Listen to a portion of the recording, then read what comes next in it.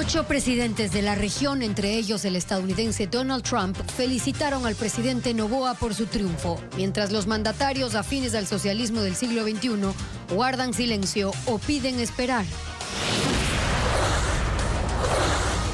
Autoridades seccionales del correísmo como Marcela Aguiñaga, Paola Pavón, Leonardo Orlando, Pavel Muñoz y Aquiles Álvarez contradicen la posición de Luisa González y Rafael Correa y aceptan la derrota en las urnas. Televistazo analiza cómo el correísmo atentó contra sí mismo en el proceso electoral, por ejemplo, atacando la dolarización y promoviendo la formación de un ejército paralelo, factores que sumaron al triunfo de Daniel Noboa. El presidente de la República delegará al menos 8 funciones a su vicepresidenta María José Pinto, como encargarse de proyectos sociales y coordinar con los gobiernos seccionales. Audios encontrados en el celular de Augusto Verduga dan cuenta de la estrategia correísta para desprestigiar y sacar de sus cargos a los jueces de la Corte Constitucional. La vía Aloac-Santo Domingo quedó bloqueada por una caída de grandes rocas, mientras en Cotopaxi 25 viviendas resultaron afectadas por deslizamientos en 7 comunidades rurales de Sicchos. El presidente de Estados Unidos, Donald Trump, aplicará un nuevo arancel para los semiconductores usados en la fabricación de teléfonos inteligentes, computadoras, frigoríficos y cualquier aparato electrónico. Muy buenas tardes, amigos. Iniciamos con la información actualizada de los comicios electorales de este lunes 14 de abril del 2025. Daniel Noboa gobernará hasta el 2029 tras conseguir su reelección presidencial este domingo. El CNE ya contabilizó el 100% de los votos de la segunda vuelta en todo el país. ¿Qué tal, Andrea? ¿Qué tal, Estefi? Amigos, buenas tardes. Gracias por su sintonía. Y así es, tras el resultado oficial, Daniel Noboa superó a Luisa González en la mayoría de provincias donde el CNE no registró inconvenientes. Recuerde que también puede informarse en nuestro portal ecuavisa.com y Ecuavisa Play. Esto es Ecuavisa, el canal de las elecciones.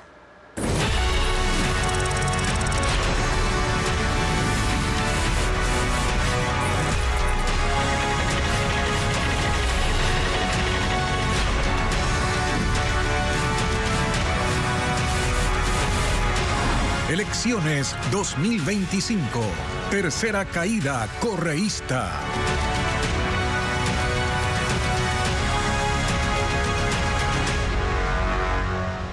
Muy bien, y es momento de los resultados nacionales, a escala nacional. Este es el consolidado que tiene hasta el momento el Consejo Nacional Electoral con el 97.67% de datos escrutados. Tiene a Luisa González con el 44.36% y ustedes también pueden ver que en pantalla está Daniel Noboa con el 55.64%. Queremos reiterar que estos son datos oficiales publicados en la página del Consejo Nacional Electoral. Y ahora nos vamos a Pichincha, una de las provincias con el mayor número de votantes, una de las 3.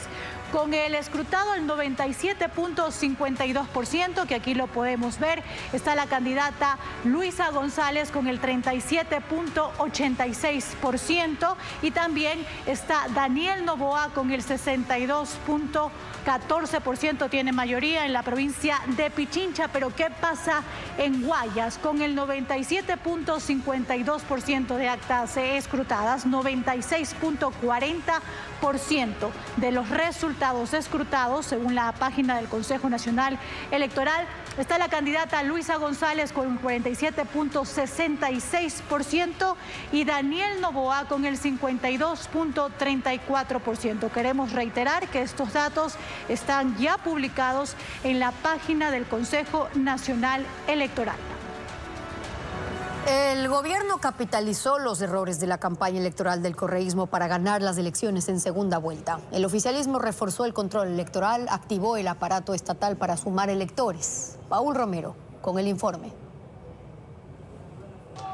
El triunfo electoral de Daniel Noboa tiene aciertos del oficialismo y errores de la Revolución Ciudadana, que este domingo perdió la tercera elección presidencial desde 2021. Después de la primera vuelta, el 9 de febrero, la candidata Luisa González, asambleístas electos, dirigentes, militantes del correísmo, abonaron con señales de desconfianza a los electores y despertaron viejos fantasmas. El 16 de marzo, las asambleístas Paola Cabezas y Gisela Garzón hablaron de una dolarización a la ecuatoriana, interpretada como la implementación de los ecuadólares, una propuesta planteada en las elecciones de 2021 por el ex candidato Andrés Arauz. A vísperas de las elecciones, el expresidente Rafael Correa y el asambleísta electo Ricardo Patiño, en una conversación en el canal ruso RT, ratificaron su desconfianza en el dólar, que reforzó la tesis de la desdolarización. Otro paso en falso, en la última semana de campaña, fue la propuesta de reactivar los comités de la revolución en los barrios para reclutar 20.000 gestores de paz, pagados por el Estado con financiamiento de $72 millones. Comités que operan como fuerzas de choque y brazos armados en las dictaduras de Cuba, Venezuela y Nicaragua. ¡Viva Cuba! Desaciertos que fueron capitalizados por Noboa. Entre los aciertos, el gobierno logró que el Consejo Nacional Electoral prohíba el uso de celulares durante el sufragio. Según el bloque de seguridad, miles de electores fueron chantajeados en la primera vuelta por extorsionadores que exigieron fotografiar la papeleta. Esto ocurrió en Guayas, Los Ríos, El Oro y Manabí, provincias en las que, según los resultados, Daniel Noboa recuperó miles de votos. El partido de Noboa también incrementó el control electoral en las juntas receptoras del voto. De 30.000 delegados en la primera vuelta, pasó a 47.000 este domingo. El presidente activó el aparato estatal para centralizar la campaña en los sectores que fueron adversos en la primera vuelta. El presidente reelecto, Daniel Noboa, hoy tiene previsto retornar a Carondelet para participar en reuniones. Las actividades presidenciales las retoma luego de que anoche Noboa festejó con su familia en su casa de la playa en Olón, en Santa Elena. Diego Cuenca describe los detalles. El presidente Daniel Noboa amaneció en su casa en la comuna Olón, en la provincia de Santa Elena. 3 anillos de seguridad que custodian la residencia donde anoche se realizaron los festejos por el triunfo de la segunda vuelta electoral. La presencia de 6 militares en la salida a la playa indican que el mandatario sigue en su domicilio. Al otro lado, otras decenas de policías, agentes de tránsito y militares redoblan la custodia. Solo entran los que tengan autorización. En esta ocasión, Noboa no salió a trotar a la playa entre las 6 y 10 de la mañana como suele hacer y tampoco recibió visitas. De hecho, el silencio de esta mañana contrasta con el ambiente festivo de anoche que estuvo con música electrónica. Luego de agradecer públicamente a quienes votaron por él, la celebración en casa de Noboa fue íntima, solo entre familiares y allegados. Noboa viajará hoy a Quito y, según su equipo de trabajo de la presidencia, tendrá varias reuniones, sin especificar con quiénes y a qué hora lo harán. Y ante el anuncio de la candidata Luisa González de que pedirá un recuento de votos, la presidenta del Consejo Nacional Electoral aseguró que se puede abrir las urnas de acuerdo a cómo lo determina la ley. Patricio Díaz informa cuáles son esas posibilidades que establece el Código de la Democracia. Sí. El correísmo quiere que se abran las urnas y se recuenten los votos. Así lo exigió la candidata Luisa González en su discurso después de conocer los resultados. Nosotros no reconocemos los resultados presentados por el CNE. Todo el pueblo que se ha unido en contra de la violencia, de la mentira, vamos a pedir el reconteo y que se abran las urnas. La presidenta del Consejo Nacional Electoral, Diana Tamaín, le respondió poco después, rechazando acusaciones de fraude. Nosotros solamente respetamos la voluntad del pueblo ecuatoriano y actuaremos en el marco de la ley en cuanto se requiera abrir las urnas según lo que manda la ley de las actas rezagadas que el sistema ya lo ha determinado. El Código de la Democracia indica en el artículo 138 que se puede verificar el número de sufragios de una urna cuando un acta tuviera inconsistencia numérica, cuando falten las firmas de los miembros de la Junta Receptora del Voto y cuando no coincida la copia del acta presentada por una organización política con el acta computada. El reclamo se puede presentar primero ante la Junta Provincial Electoral y apelar ante el CNE dentro de los 10 días que dispone la ley para el escrutinio. Y luego se puede presentar un recurso ante el Tribunal Contencioso Electoral. Juntas electorales como la de Pichincha, por ejemplo, iniciarán esta tarde el recuento de votos de las actas que el sistema detectó como inconsistentes. Hemos dado las directrices para que todo este tema del recuento de votos se lo haga siempre en compañía, digamos así, o con la presencia, mejor dicho, de los delegados de las dos organizaciones políticas. La Revolución Ciudadana no ha informado si activará alguna de las opciones de reclamo sobre los resultados. Solo emitió un comunicado en la madrugada insistiendo en un supuesto fraude. Argumentan manipulación de actas oficiales, el impedimento a la fotografía del voto, interrupciones y fallas técnicas en recintos que consideran claves, contradicción con encuestas y modelos estadísticos, entre otras razones. Mientras tanto, la misión de observadores de la OEA expresó su confianza en los resultados presentados por el Consejo Nacional Electoral y resaltó que los datos coinciden con la información que ellos recogieron. A continuación revisamos las novedades de la jornada electoral. Según cifras de la Policía Nacional, hasta las 6 de la mañana de hoy hubo 339 citaciones por infracciones electorales. Además, 37 personas fueron sancionadas por presentarse a votar en estado de embriaguez. Asimismo, se emitieron 294 citaciones por vender bebidas alcohólicas. También hubo 288 arrestados por boletas de captura y otros 239 por boletas de apremio. En total, fueron 527 detenidos en el país. 64 ciudadanos fueron aprehendidos por diferentes delitos. Les contamos que por falsificación y uso de documento falso hubo 3 casos. Por suplantación de identidad fueron 18 y por falsos sufragios y fraude electoral se registraron 40. Terminamos con las notificaciones por tomar fotos. Las Fuerzas Armadas reportan al CNE 512 casos.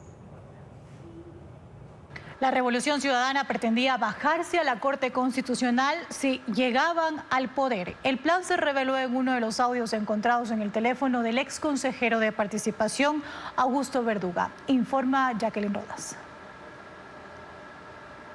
El correísmo quería bajarse a la Corte Constitucional. Esa intención quedó en evidencia en uno de los 353 audios encontrados en el teléfono de Augusto Verduga. Él grabó una reunión del 7 de octubre de 2023 que mantuvo con Belén Yela, asambleísta electa de la Revolución Ciudadana e hija de la exministra María Duarte, y el politólogo argentino Julián Garrido. A la fecha, ambos trabajaban con Verduga en el Consejo de Participación. Horas antes, el buró del partido, con Rafael Correa a la cabeza, sesionó por Zoom y les encomendó acciones en contra de la Corte Constitucional. Hay que posicionar una idea, la idea de la dictadura institucional, ¿verdad? Te leo lo que dijo el buró. Dijo que uno, había que instalar lo que tú estás diciendo, el costo político de la Corte. Yo lo tengo anotado todo. Costo político de la Corte, hay que desgastarlo para cuando gobernemos bajárnoslo, hay que hacer posible internacional, hay que ponerlos contra la pared. Augusto, vos deberías hacerte un hilo súper jurídico con Jimmy ahora. Podríamos ponerte como tarea para la casa de todas y cada una de las vulneraciones que genera el dictamen de la Corte. Con fotos, así le ponemos fotos abajo de cada uno. El día anterior, la Corte Constitucional destituyó a Allen Berbera por incumplir el dictamen del régimen transitorio al intentar revisar la designación de la fiscal Diana Salazar. Yo sí creo que deberíamos posicionar es que la Corte cedió ante el terror a la fiscal. Sí. Lo voy a poner acá. Corte cedió ante el terror de la fiscal Augusto. Y después te pongo una línea, que esa línea te la dijo Correa. Me lo dijo el presidente, sí. Y tenés que decirla, o sea, ahora tampoco puedo hablar en medio de comunicación, esto es una dictadura real. Si yo no puedo dar mi opinión, esto es realmente una dictadura. Entonces, transversalmente nuestro mensaje que tiene que ver que la Corte es un actor político. Y para eso vamos a buscar recursos narrativos como los que usó Augusto y que a Correa le gustó mucho porque te lo repitió, y políticos con toga. Sí, políticos con micrófono, claro. El partido judicial, le digo, ¿no? La alianza entre políticos con toga y políticos con micrófono. Correa te dijo que seas un vocero importante. Sí. Y Correa te lee mucho en Twitter, o sea, tenemos que tuitear todos los días y necesitamos hacer muchos videos en contra de la fiscal, muchos videos en contra de la Corte. Augusto Verduga cumplió la orden de Correa y en los siguientes días apareció en entrevistas y publicó mensajes en sus redes sociales criticando a la Corte Constitucional. Con eso vamos a una pausa y al regresar, el invierno deja graves daños en 3 provincias. En Sichos, Cotopaxi, hay 25 viviendas afectadas por deslizamientos, mientras que la vía Loax-Santo Domingo está bloqueada por una caída de rocas. Ya le contamos. En Cotopaxi, 25 viviendas resultaron afectadas por deslizamientos en 7 comunidades rurales de Sichos, mientras que un aluvión arrastró un vehículo en Alausí, por lo que equipos de rescate intensifican la búsqueda de sus ocupantes. María Gabriela Carpio con las novedades del invierno.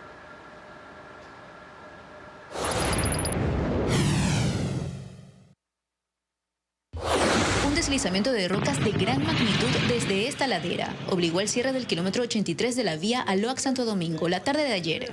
Agentes de la CTE y militares habilitaron un paso controlado en este tramo con el fin de evacuar los carros represados. Una vez despejado ese tránsito, se cerró nuevamente el paso para retirar con maquinaria pesada las rocas de gran tamaño. Las labores de rehabilitación continuaban hasta la mañana de este lunes y la circulación solo se permitió por horas.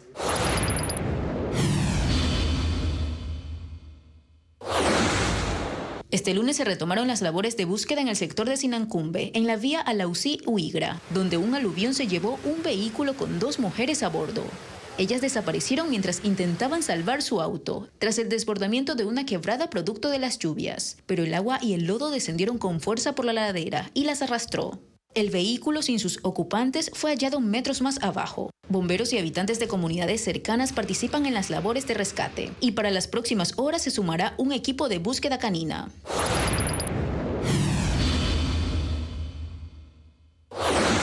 En Cotopaxi, las huellas del invierno en el cantón Sichos se reflejan en carreteras destruidas y en 7 comunidades que tienen 25 viviendas con daños. Por ejemplo, en Pilacoa, 7 casas resultaron afectadas.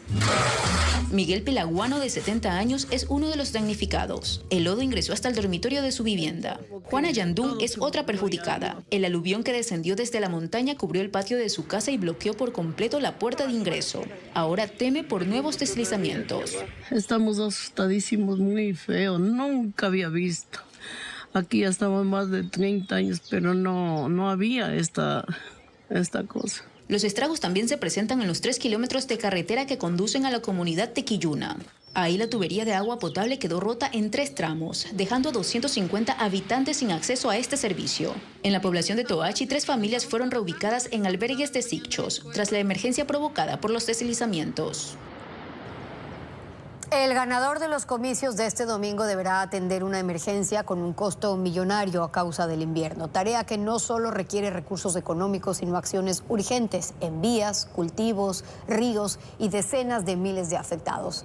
Lo informa Luis Alfredo Zúñiga. Un país golpeado por el invierno, con más de 150.000 afectados y damnificados en las 24 provincias. La Secretaría de Gestión de Riesgos da cuenta de 2.628 eventos adversos, principalmente deslizamientos, inundaciones, socavones y aluviones, que han deteriorado 121 kilómetros de vías. 17 puentes se destruyeron y otros 52 tienen algún tipo de afectación. Las rutas de Loja han recibido el mayor impacto y el invierno continúa.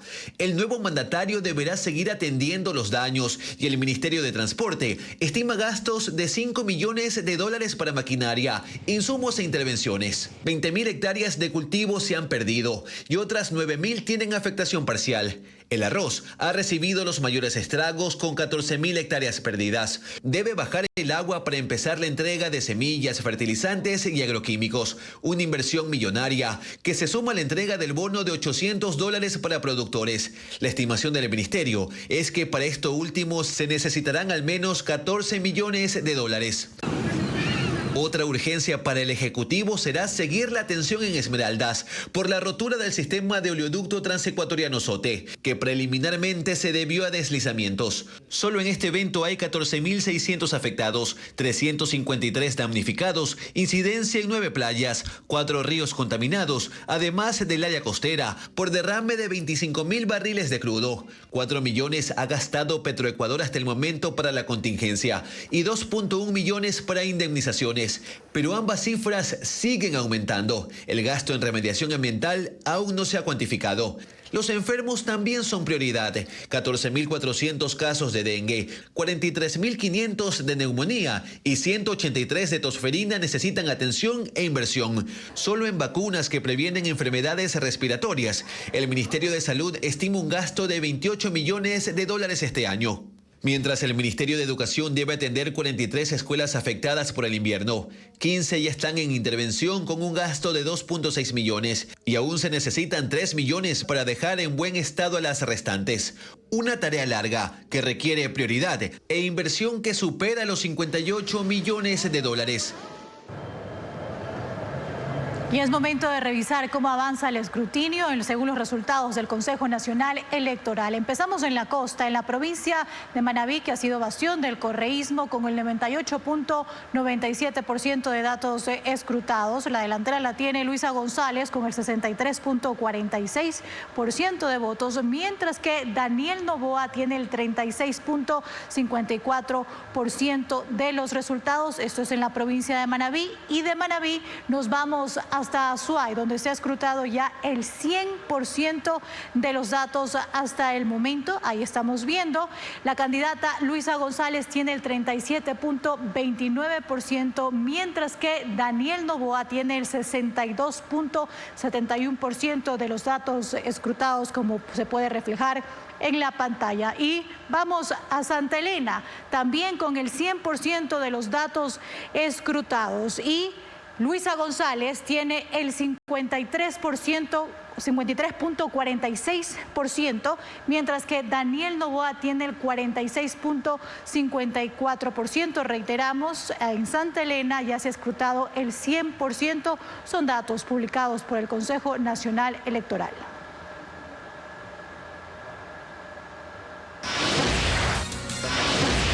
Más adelante en Televistazo, María José Pinto es la nueva vicepresidenta electa del Ecuador. ¿Cuál es su trayectoria? Se lo contamos en un perfil.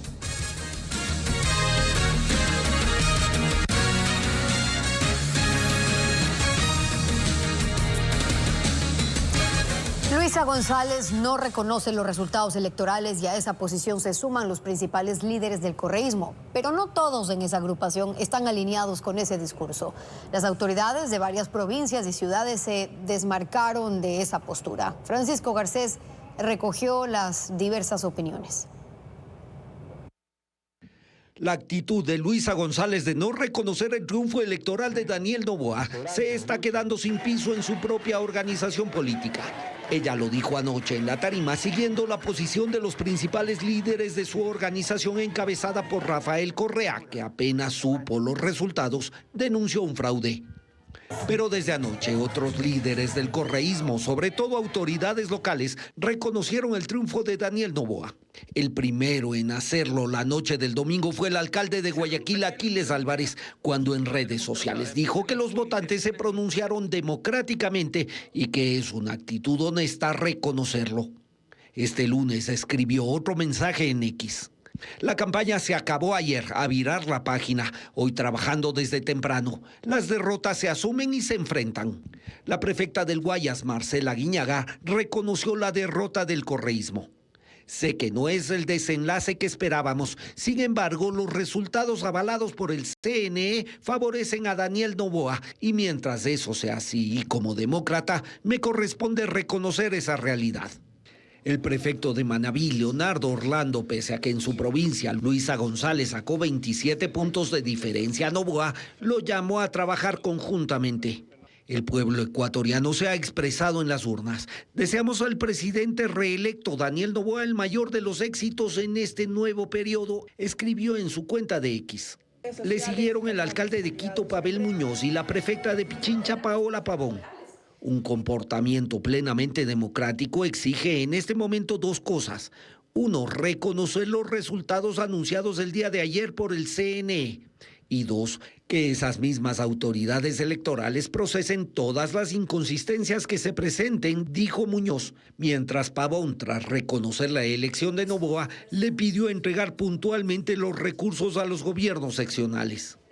Luisa González anunció una impugnación a los resultados. De producirse, obligará a demorar su proclamación, aunque sin que cambien los resultados finales.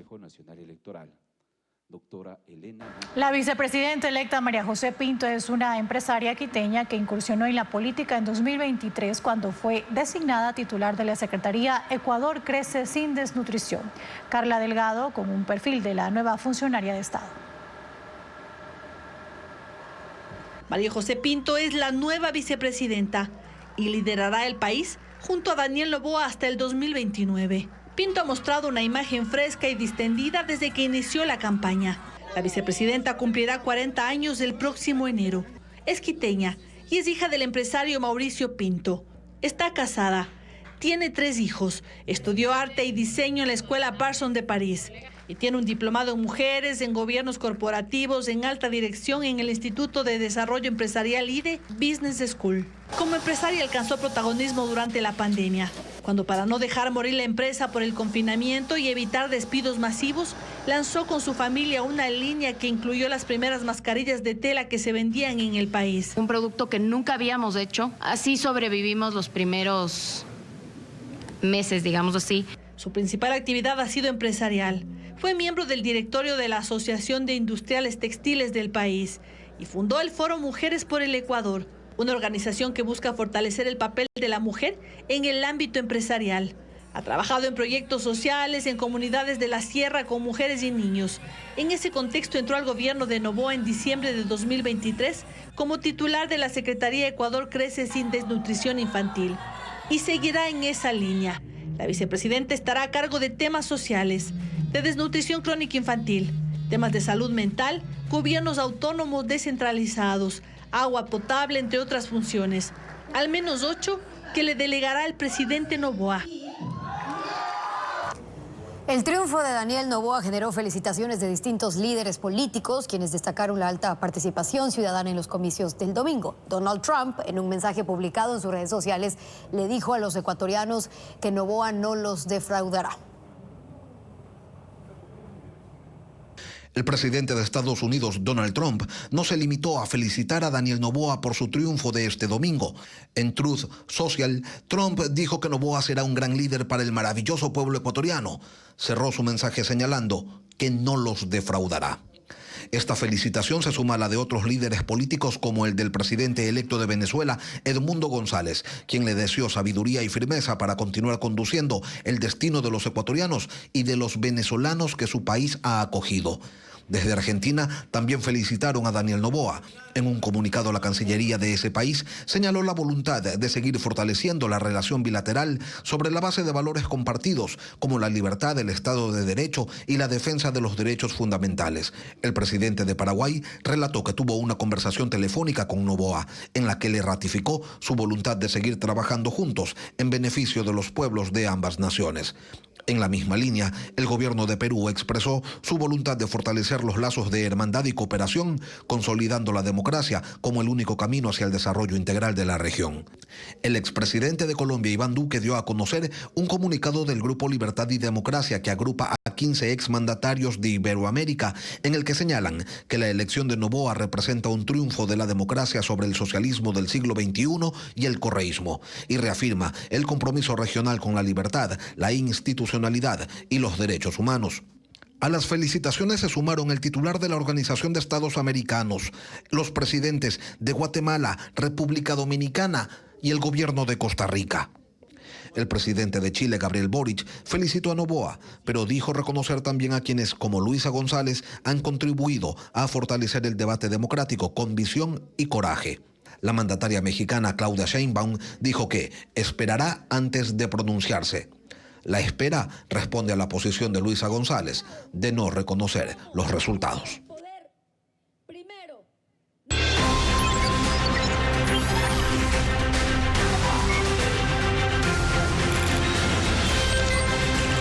Mundo.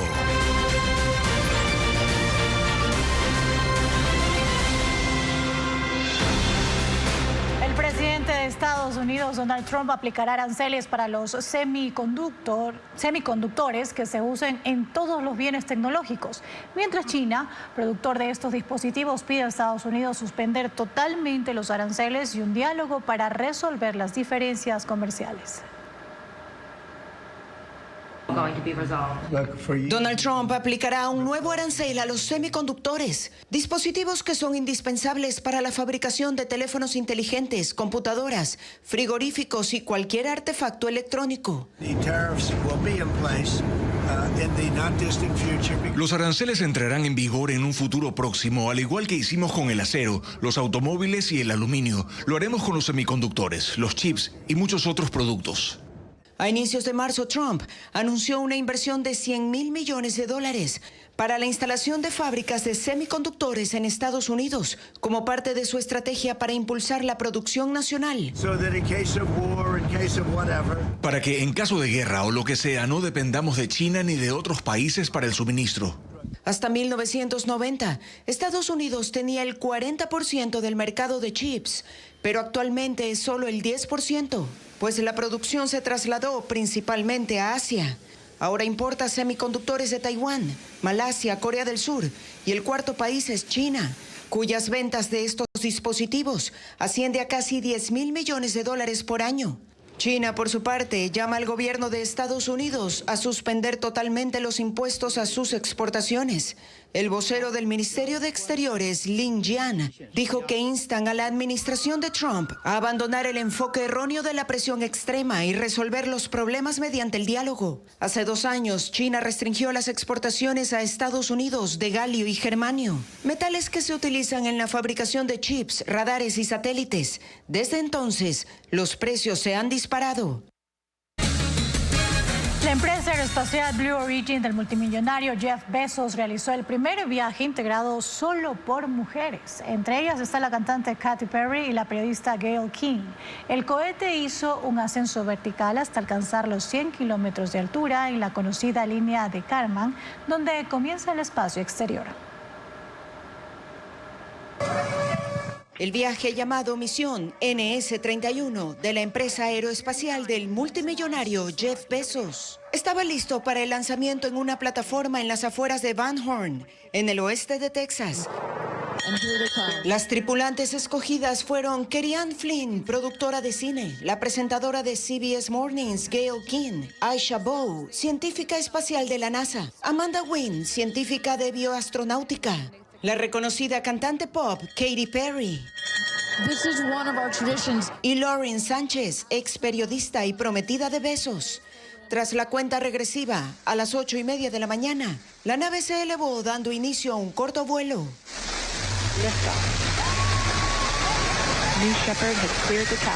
El cohete propulsor se desprendió de la cápsula y retornó a la Tierra, posándose en el sitio exacto destinado.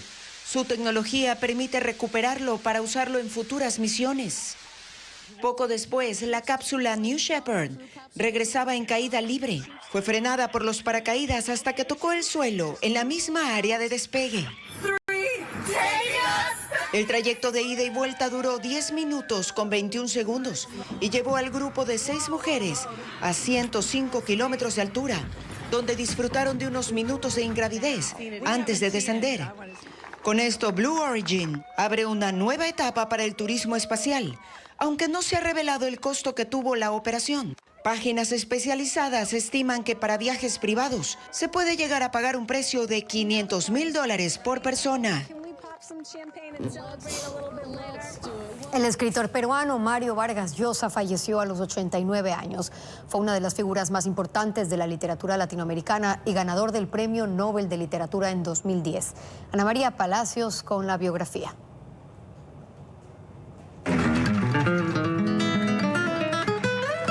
Mario Vargas Llosa falleció a los 89 años en su casa en Lima. Era uno de los escritores más influyentes de la literatura hispanoamericana contemporánea. Novelista, ensayista, dramaturgo, periodista y político. Jorge Mario Pedro Vargas Llosa nació el 28 de marzo de 1936 en Arequipa, Perú.